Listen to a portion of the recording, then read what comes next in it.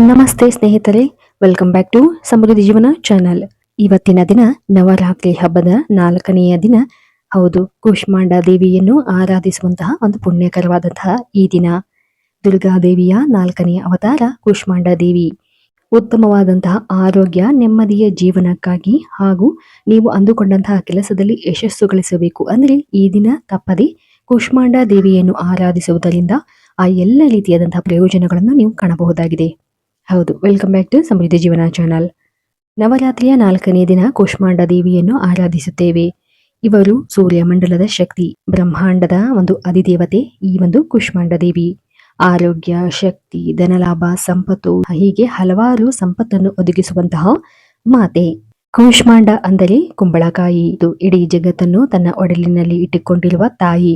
ಮಂದಸ್ಮಿತದಿಂದ ಜಗತ್ತಿನ ಕತ್ತಲೆಯನ್ನು ಕಳೆದು ಸೂರ್ಯನ ಕೇಂದ್ರದಲ್ಲಿ ಇದ್ದು ಜಗತ್ತಿನ ಸಕಲ ಜೀವ ಜಂತುಗಳಿಗೆ ಬೆಳಕಾಗಿ ಜೀವವಾಗಿರುವ ತಾಯಿಯೇ ಈ ಒಂದು ಕೂಷ್ಮಾಂಡ ದೇವಿ.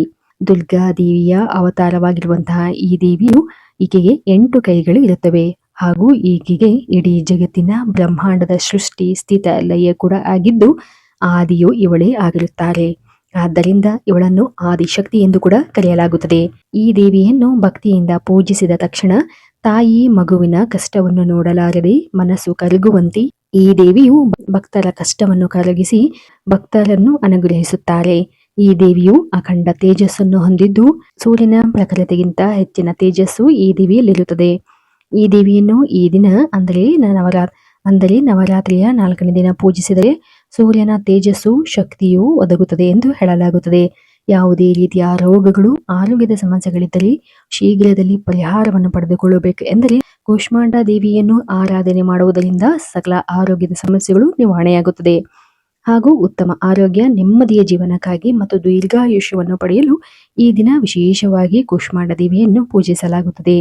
ಈ ದಿನ ಭಕ್ತಿಯಿಂದ ಪೂಜಿಸಿದರೆ ಕೆಲಸದಲ್ಲಿ ಉನ್ನತವಾದಂತಹ ಸ್ಥಾನ, ವ್ಯಾಪಾರ ವೃದ್ಧಿ ಮತ್ತು ಯಾವುದೇ ರೀತಿಯಾದಂತಹ ನೆಗೆಟಿವ್ ಶಕ್ತಿ ಮತ್ತು ದೃಷ್ಟಿ ದೋಷವನ್ನು ನಿವಾರಣೆಯಾಗುತ್ತದೆ ಎಂದು ಹೇಳಲಾಗುತ್ತದೆ. ಹಾಗೂ ಈ ದಿನ ದೇವಿಯನ್ನು ಪೂಜಿಸುವುದರಿಂದ ಉತ್ತಮವಾದಂತಹ ಸಂತಾನ ಪ್ರಾಪ್ತಿಯಾಗುತ್ತದೆ ಎಂದು ಹೇಳಲಾಗುತ್ತದೆ. ನವಗ್ರಹಕ್ಕೆ ಬೆಳಕನ್ನು ನೀಡುವ ತಾಯಿಯ ಪೂಜೆಯಿಂದ ನವಗ್ರಹ ದೋಷವು ಕೂಡ ನಿವಾರಣೆಯಾಗುತ್ತದೆ, ಶತ್ರುಕಾಟವು ನಿವಾರಣೆಯಾಗುತ್ತದೆ ಎಂದು ಹೇಳಲಾಗುತ್ತದೆ. ಹಾಗೂ ಈ ದಿನ ದೇವಿಯ ಅನುಗ್ರಹವನ್ನು ಪಡೆಯಲು ಯಾವ ಬಣ್ಣವನ್ನು ಬಳಸಬೇಕು ಮತ್ತು ಯಾವ ಹೂವುಗಳನ್ನು ಬಳಸಬೇಕು, ಪ್ರಸಾದದ ಬಗ್ಗೆ ನೋಡುವುದಾದರೆ ಈ ದಿನ ವಿಶೇಷವಾಗಿ ಹಳದಿ ಬಣ್ಣದ ಬಟ್ಟೆಯನ್ನು ಬಳಸಿ ಪೂಜಿಸಬೇಕು. ಹಾಗೂ ದೇವಿಗೆ ಮಲ್ಲಿಗೆಯ ಹೂವನ್ನು ಅಥವಾ ಹಳದಿ ಅಥವಾ ಕೆಂಪು ಹೂವುಗಳನ್ನು ಅರ್ಪಿಸಬೇಕು ಎಂದು ಹೇಳಲಾಗುತ್ತದೆ. ಮತ್ತು ಬೆಲ್ಲವನ್ನು ಬಳಸಿರ್ತಕ್ಕಂತಹ ಸಿಹಿ ಪದಾರ್ಥವನ್ನು ನೈವೇದ್ಯವಾಗಿ ಮಾಡುವುದು ಅಥವಾ ಗೋಧಿ ಪಾಯಸವನ್ನು ಕೂಡ ಪ್ರಸಾದವಾಗಿ ಬಳಸಬಹುದಾಗಿದೆ. ಹಾಗೂ ಈ ದಿನ ನಿಮ್ಮ ಜೀವನದಲ್ಲಿರ್ತಕ್ಕಂಥ ಯಾವುದೇ ರೀತಿಯಾದಂತಹ ಸಮಸ್ಯೆಗೆ ವಿಶೇಷವಾಗಿ ಬೂದು ಕುಂಬಳಕಾಯಿಯನ್ನು ದಾನವಾಗಿ ನೀಡುವುದರಿಂದ ಬಹಳ ರೀತಿಯಾದಂತಹ ಫಲವನ್ನು ನೀವು ಪಡೆಯಬಹುದಾಗಿದೆ. ಹಾಗೂ ಈ ದಿನ ವಿಶೇಷವಾಗಿ ಕೂಷ್ಮಾಂಡ ದೇವಿಗೆ ಸಂಬಂಧಪಟ್ಟಿರ್ತಕ್ಕಂತಹ ಮಂತ್ರ ಅಂದರೆ ಓಂ ದೇವಿ ಕೂಷ್ಮಾಂಡಯೇ ನಮಃ ಎಂಬ ಈ ಒಂದು ಮಂತ್ರವನ್ನು 11 ಬಾರಿ, 21 ಬಾರಿ ಅಥವಾ 108 ಬಾರಿ ಪಠಿಸುವುದರಿಂದಲೂ ಕೂಡ ದೇವಿಯ ಅನುಗ್ರಹವನ್ನು ಪಡೆಯಬಹುದಾಗಿದೆ. ಇದರ ಜೊತೆಗೆ ನಿಮ್ಮ ಇಷ್ಟಾರ್ಥ ಸಿದ್ಧಿಗಾಗಿ ಆದಿತ್ಯ ಋತುತ್ರವನ್ನು ತಪ್ಪದೆ ಈ ದಿನ ಪಠಿಸಿ ಮತ್ತು ಸೂರ್ಯನ ಆರಾಧನೆಯನ್ನು ಮಾಡುವುದು ಕೂಡ ಒಳಿತು. ಅಥವಾ ದೇವಿಯ ಮಂತ್ರವನ್ನು ಅಥವಾ ಸೂರ್ಯದೇವನ ಮಂತ್ರವನ್ನು ಹೇಳುವುದರಿಂದಲೂ ಕೇಳುವುದರಿಂದಲೂ ಶುಭ ಫಲವನ್ನು ನೀವು ಪಡೆಯಬಹುದಾಗಿದೆ. ಹಾಗೂ ಕೂಷ್ಮಾಂಡ ದೇವಿಯು ಸೂರ್ಯನಿಗೆ ಅಧಿಪತಿ ಆದ ಕಾರಣ ಈ ದಿನ ಸೂರ್ಯನಿಗೆ ಆರೋಗ್ಯವನ್ನು ನೀಡುವುದು ಎಲ್ಲ ರೀತಿಯಾದಂತಹ ಅದೃಷ್ಟವನ್ನು ತರುತ್ತದೆ. ಹಾಗೂ ಯಾವುದೇ ರೀತಿಯಾದಂತಹ ಹಣಕಾಸಿನ ಸಮಸ್ಯೆ ಇದ್ದರೆ ಈ ದಿನ ವಿಶೇಷವಾಗಿ ಸಂಪತ್ತಿನ ಅಧಿದೇವತೆಯಾಗಿರ್ತಕ್ಕಂತಹ ಸಕಲ ಜೀವರಾಶಿಗಳಿಗೂ ಅಗಾಧವಾದಂತಹ ಆರೋಗ್ಯದ ಸಂಪತ್ತು ಹಾಗೂ ಯಾವುದೇ ರೀತಿಯಾದಂತಹ ಜೀವನದ ಲೌಕಿಕ ಸಂಪತ್ತನ್ನು ಕರುಣಿಸುವಂತಹ ಮಹಾತಾಯಿ ಕೂಷ್ಮಾಂಡ ದೇವಿಯ ಆರಾಧನೆ ಮಾಡುವುದರಿಂದ ನಿಮ್ಮ ಜೀವನದಲ್ಲಿರತಕ್ಕಂತಹ ಸಾಲದ ಸಮಸ್ಯೆ ಅಥವಾ ಹಣಕಾಸಿನ ಸಮಸ್ಯೆಯಿಂದ ಹೊರಬರಬಹುದು. ಅದಕ್ಕಾಗಿ ಈ ದಿನ ಸರಳವಾಗಿ ಈ ಒಂದು ನೀವು ಪರಿಹಾರವನ್ನು ಕೂಡ ಮಾಡಬಹುದು. ಅಂದರೆ ಒಂದು ಬಟ್ಟಲಿನಲ್ಲಿ ಅಕ್ಕಿಯನ್ನು ಹಾಕಿ ಅದರ ಜೊತೆ ಸ್ವಲ್ಪ ಅರಿಶಿಣವನ್ನು ಹಾಕಿ ನಂತರ ಅದರ ಒಳಗಡೆ ಮೊದಲು ಒಂದು ಬೆಳ್ಳಿಯ ಕಾಯಿನನ್ನು ಹಾಕಿ ಇಡಿ.